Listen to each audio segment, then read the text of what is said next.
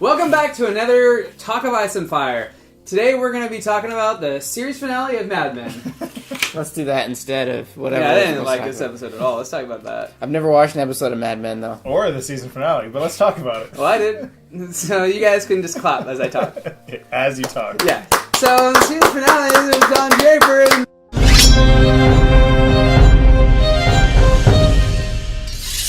Hey guys, welcome back to another episode of A Talk of Ice and Fire. I am back. Let's talk about the sixth episode. Whoa. Let's talk about the sixth episode of this season titled Unbowed, Unbent, Unbroken. The words of the Finnish. Those are our words. We're Finnish? I'm from Finlandia. You're not. Oh, yeah.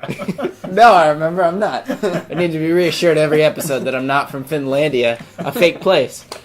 Also, Finnish isn't the correct word in Finland. Finnish, it's Suomi. What the heck are we talking about, guys? Look, all the Finnish people understood I just said Finnish right then, but in Finnish. They'll think you're talking about the end of the sentence. Our words are unbowed, unbent, unbroken when it comes to staying on track. No, Wait, that's the no, opposite. when it comes to not staying on track.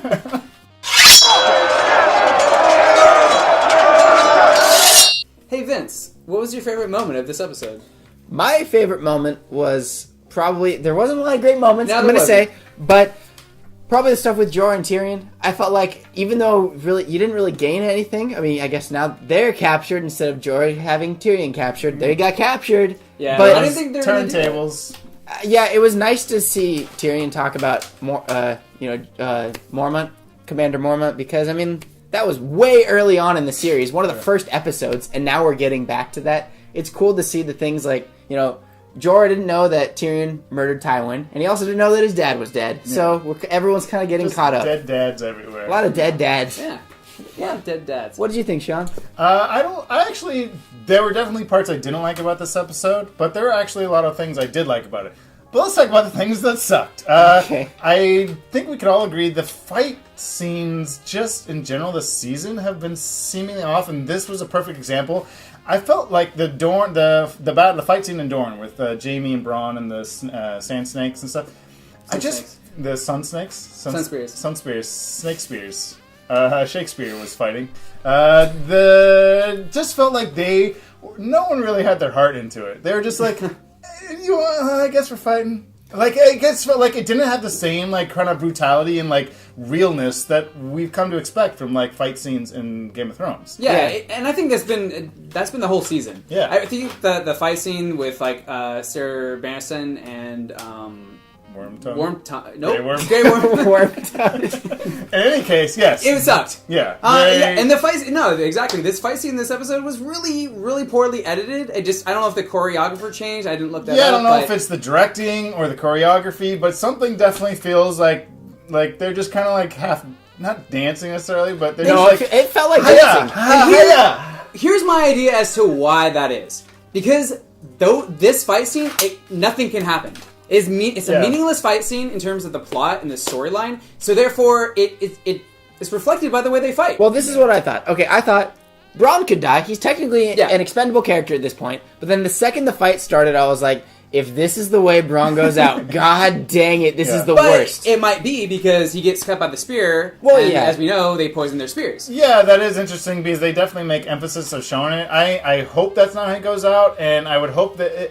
they usually do a good job, I think, of kind of hinting at those things, especially in previously on. But even within the episodes, they'll have a throwaway line. Did you coat your spear in poison, sis? Before we go out into battle?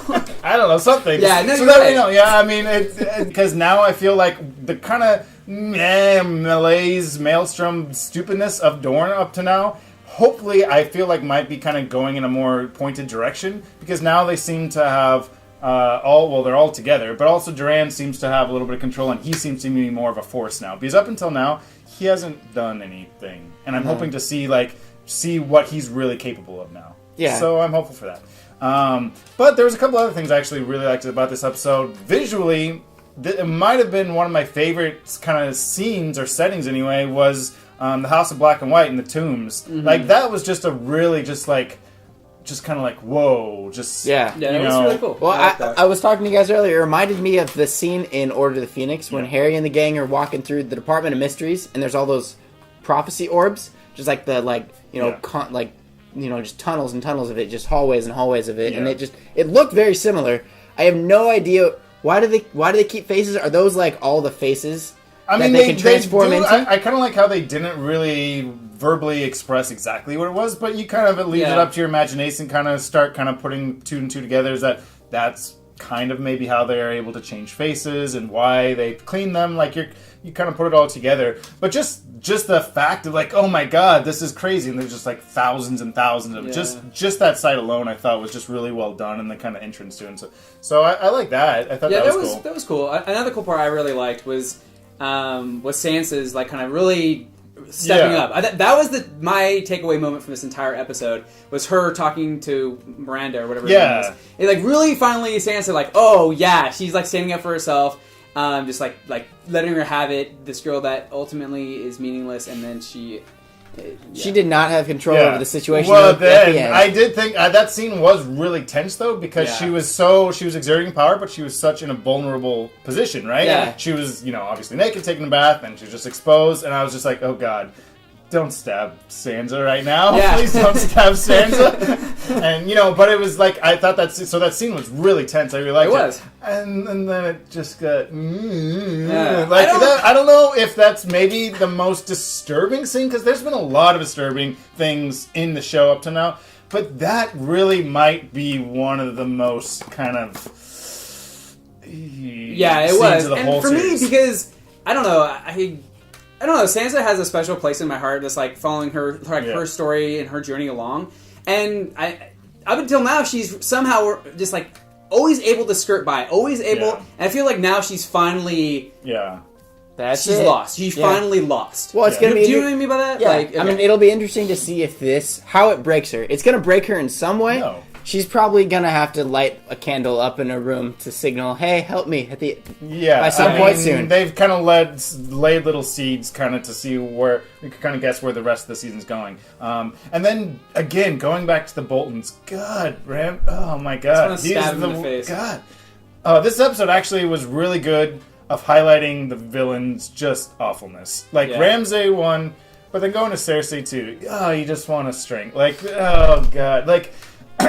Both in the trial scene and even with her like one-on-one with the Queen of Thorns, you're just like, oh, I just want to just wipe that stupid smile off her face. Yeah, because Cersei has no control really over anything. She just let a bunch of crazy people. She's just kind of like, it's like, a storm, and she's just kind of slightly trying to kind of divert it away from her and use it to her advantage. I thought this episode kind of again did a good job of layering kind of in the thematic of this idea of confessionals or lying and being kind of called out and how well you're able to hide the truth from people. And you see that in a lot of scenes, but Arya, right, when she's trying to lie and then finally able to lie to the little girl, you see it that scene, she confessing to Jicka and Hagar or telling her story is a confessional, just as Loras' scene was a confessional to the High Sparrow, right? And so you see those, even like Sansa, like being in the front of the Godswood or whatever.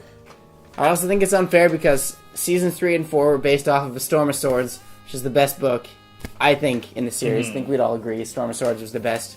And I think we all agree that A Feast for Crows and A Dance with Dragons, which are what this is based off of, they aren't the strongest books, and I think because they are two books being told at the same time, some things kind of just feel stretched out. And I appreciate the differences. Obviously, we won't go into detail, but I appreciate what they're trying to do in terms of improving upon the source material. I think there is so much source material that I feel like embellishing on and expanding upon the storylines that they are focusing on, they're having to stretch them out too much. And they're becoming a little paper thin. They're becoming like you're spreading, butter over too much toast. You know what I mean? To use a line from Lord of the Rings. That was a good one. Yeah. Whereas I think there's enough unused source material, enough storylines that we could delve into. Like there's not to get too much into the books, but like we were talking about before, the Greyjoys. Yeah. Asha, all her stuff. That's a huge unexplored storyline that I would prefer to see that than trying to stretch out these other storylines and making up stuff that honestly I feel doesn't fit, and I think it shows. Okay, viewers. You've heard our opinions. We're not 100% satisfied, but we want to know what you think of this season. How are you liking it compared to the rest of the show? Let us know.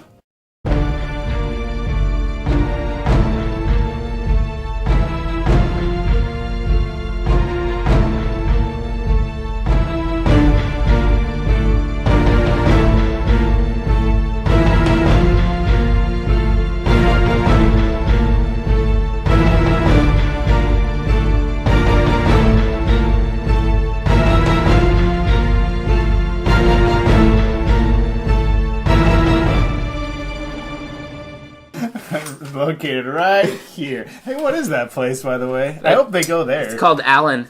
Maybe the series finale, like, No, the it's whole thing's gonna end there. This is where the Only people named Alan. With a lot like It's the Island of Allens. Just no one has like glasses. It's like the Island of Lepers. If you're born in Allen, you gotta go. Gotta go to that. It's like, you got the grayscale. You got the Allen scale. got a case of the Allens, pa. You named me. Whenever I'm like on the edge of death, I'm like, you know what? This penis will get me through it.